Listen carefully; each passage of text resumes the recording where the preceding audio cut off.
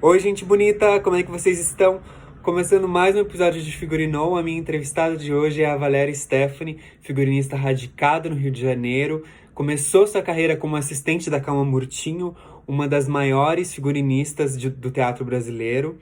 Depois passou a trabalhar com a Rita Murtinho, enfim, e já lá se vão 22 anos fazendo figurinos em grandes filmes como O Lobo Atrás da Porta, Eduardo e Mônica, Faroeste Caboclo. Trabalhou também no Madame Satã, Heleno, enfim. Chegou a ter sua passagem aqui por Curitiba, fez o Ferrugem do Ali Muritiba, e ela tá aqui para contar um pouco da experiência dela, a gente bater um papo sobre acervo, sobre curiosidades, sobre processos. Então roda a vinheta e confere aí.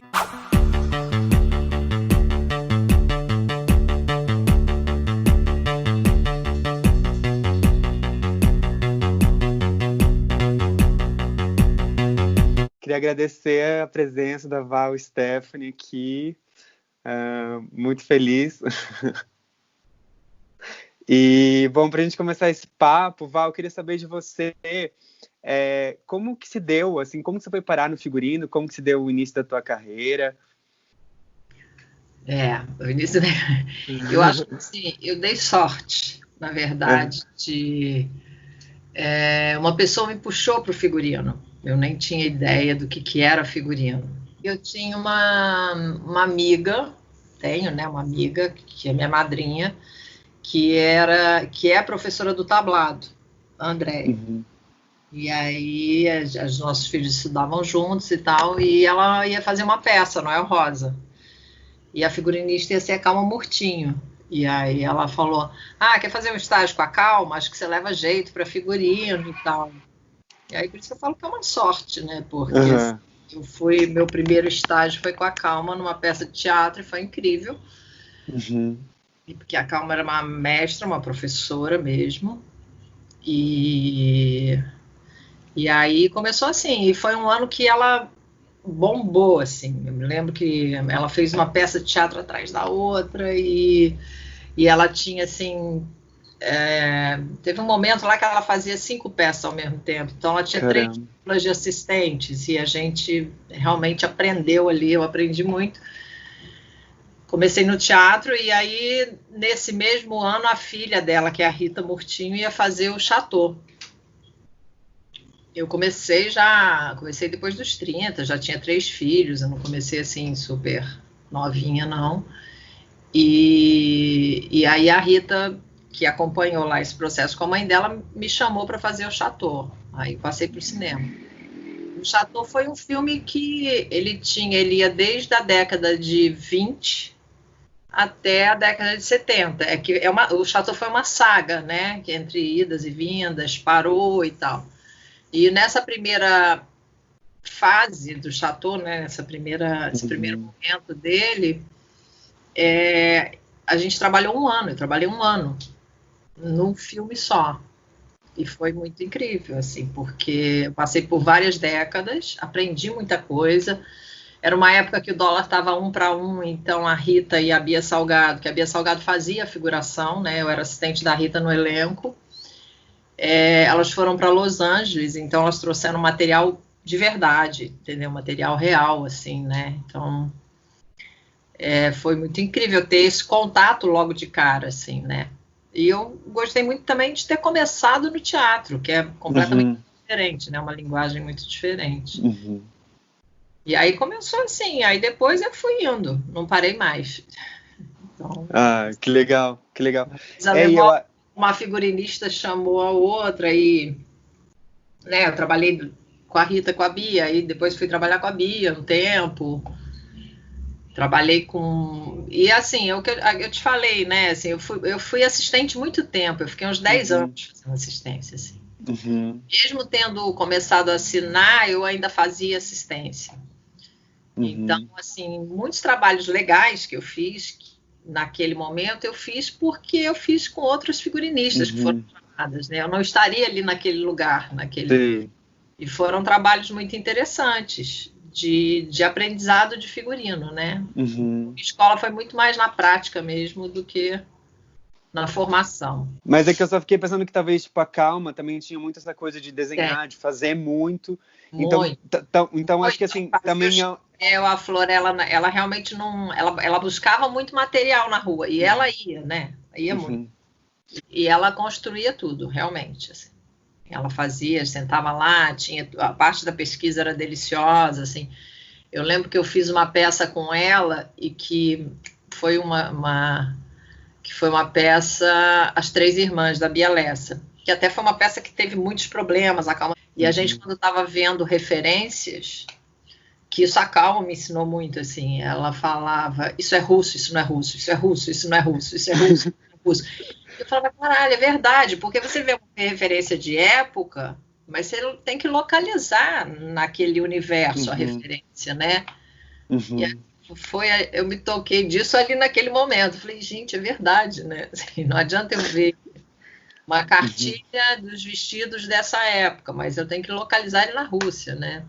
Uhum. Fazendo um paralelo assim com música, né? Assim, no sentido de que você fez 2 filmes, né, que são inspirados em músicas, que é o Faroeste Caboclo e o Eduardo e Mônica. E aí eu queria saber para você assim se isso reflete na criação de figurino, se você acha que tem alguma diferença o roteiro vir de uma experiência sonora traz alguma diferença também para a criação de figurino, né? E assim, se você acha que além dessa questão de época, assim, né, porque eu acho que são músicas ali que estão no imaginário das pessoas que viveram os anos 80, 90. Então, se você puder falar um pouco também sobre os processos desses filmes, não sei. Foi muito interessante, porque assim, acho que o Faroeste foi um filme que eu fiz, assim, que eu assinei, porque eu assinei. Primeiro foi o Canta Maria, né? Uhum. Isso, ainda fiz muita assistência, fiz curta, fiz peça e tal. E aí, o Faroeste, acho que foi o primeiro filme, assim, que eu falei, nossa, eu sou figurinista, sabe? Assim, não que eu não tenha... Uhum. Eu sempre fiz com muita seriedade, assim, os Uhum. trabalhos, né? Muito envolvimento. É muito legal quando você começa a se envolver numa história para contar uma história, né? E tem uma coisa da equipe também. E do Faroeste para frente, assim, a equipe virou uma parceria. Eu trabalhei várias vezes com o diretor de arte do Faroeste, com o maquiador, que é o Auri. Então, ali saiu muita coisa, assim, foi uma equipe que meio que se entendeu muito bem e tal. Essa coisa da música é mais uma fonte para né, o resultado do seu trabalho, assim, mas não que seja diferente de fazer um filme que não é de uma música. Mas, assim, e tinha muito legal, porque o Faroeste, a gente teve contato com a mãe do Renato Russo, a gente tinha uma pesquisa lá, muita gente, a gente conversou com muita gente, então a gente foi pegando informações ali, sei lá, eu conheço, né, a gente foi na casa das pessoas, viu fotografia, o que mais eu acho que contribuiu é porque, assim, era a primeira geração de Brasília. Então, era uma coisa muito... Essa galera se formou ali no meio do Planalto né? E era a primeira geração que nasceu em Brasília, né? Então, eram filhos de diplomatas, com aquelas pessoas que foram lá para construir Brasília e ficaram nas cidades satélites. Então, assim, Então, o Faroeste foi muito interessante, porque, assim, aquilo se formou muito diferente de fazer sei lá, um filme musical de São Paulo, em São Paulo, entendeu? Já estava estabelecido. Então, foi legal para tentar entender, assim, quem foi essa primeira geração de Brasília, né? Que tipo de rebeldia, que tipo de... Que eu não sei se a gente consegue passar tudo isso no figurino, né? A gente precisa muito mais, tem um resultado final, mas eu acho que, assim, o trabalho em equipe ficou bacana, assim. Até porque a gente tinha um contato direto ali com a vida do Renato Russo, né? A gente... A mãe dele abriu a casa, fez, sei lá, 2 festas pra gente, o filho dele estava sempre presente, então tinha uma coisa ali, foi muito legal. E o Eduardo e Mônica, a gente já chegou tipo, legal, todo mundo de novo, vamos lá, e foi delícia. É muito bom. E agora falando sobre acervo, assim, né? Acho que hoje você tem um acervo que, de certa forma, se tornou referência, assim, né? Muita gente procura pelo teu acervo e tal. E aí eu queria saber de você, o que você acha que são os prós, assim, de ter acervo e o que você acha que são as dificuldades, e se você puder contar um pouco como é a história do teu acervo, assim, não sei. Assim, é muito difícil você começar do zero, eu acho, assim. Uhum. Eu não sei trabalhar começando do zero, não é? Porque um acervo, você tem camisas, calças, Uhum. cintos, sapatos para figuração, pelo menos isso.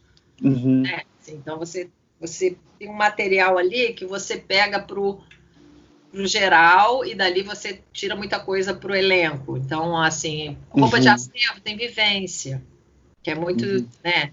Você dar vivência numa roupa é muito caro. Você comprar uma roupa, contratar uma equipe de envelhecimento, comprar o material de envelhecimento, né? Tem um tempo. Né? Então, assim, o acervo eu acho que é um equipamento, é um material de trabalho, assim como a câmera aluga da Quanta, né? O maquinária elétrica aluga aqueles equipamentos. Eu vejo acervo como um equipamento de trabalho. Eu acho muito importante. Então, assim, quando eu comecei a trabalhar, aqui no Rio tinha a LC Barreto, a Ponto Filmes, que a Ponto Filmes era um acervo assim, de material muito incrível, mas completamente abandonado, porque você sustentar um acervo é muito caro. E porque roupa suja, empoeira, as pessoas não... Assim, o meu maior problema é o aluguel e a devolução. As pessoas não têm um cuidado, não têm um respeito. E a gente também sabe como é que é um filme muito grande, que você reutiliza as roupas muitas vezes, ela estraga, né? Enfim, tem várias questões aí de acervo. Então, assim, hoje em dia você não tem tanto acesso a esses materiais, né? Então, isso ter em acervo é muito importante, é um lugar que você vai e tem. Então, a gente começou, então eu sempre trabalhei contando com acervo. Depois, quando eu trabalhei com a Bia Salgado, a Bia tem um comando figurino, que é um acervo incrível. E eu me lembro que elas alugavam 2 casas em Botafogo, elas davam curso, não sei o que, e eu sempre achei aquilo muito bacana. Mas nunca achei que eu fosse ter acervo, assim, né? A gente comprava coisa em brechó, né? Eu tinha um quartinho de empregado aqui que era entulhado de coisa. Você vai lá, uma roupa que você acha a modelagem incrível, uma calça anos 80, você guarda, porque você vai fazer um filme, você pega lá, tem a modelagem. E é muito bacana você ver o material real. Você pegar um vestido dos anos 50 e ver o acabamento dele, por que tem aquela cinturinha, por que tem um pezinho no decote, por que tem um pezinho na barra, entendeu? Então, isso é coisa que o material verdadeiro te dá. Aí, quando eu fiz A Suprema Felicidade, que é do filme do Jabor, que foi um filme gigante também, muito grande, de figurino, eles não tinham o que fazer com figurino, porque também tem isso, as produtoras não têm como guardar essas coisas. Né? Muitas produtoras não têm essa estrutura. Eu fiquei com acervo. Aí eu tive que procurar um lugar, aí eu, enfim, aluguei um apartamento no Jacaré, mas mesmo assim era uma coisa de louco, então teve muitos processos, assim, de ter roupa no chão, empilhada, e a gente... Aí agora eu alugo um espaço que é tipo um galpão comprido, que eu tenho araras dos 2 lados, e mesmo assim ainda não é um lugar que você vai e visualiza rapidamente, entendeu? Assim, é um lugar que você tem que procurar as coisas, mas eu tenho lá um acervo que eu acho que é isso, que eu acho que é muito importante como equipamento de trabalho. Tem uma coisa também, às vezes você conta muito com acervo também não é. Filme atual é um problema, porque você fala, eu tenho no acervo. Não, você vai fazer um filme atual e você pega aquelas calças do começo dos anos 2000, você não veste mais ninguém atual com aquilo. Então tem... Enfim, mas é figurino. Figurino é uma eterna pescaria, né?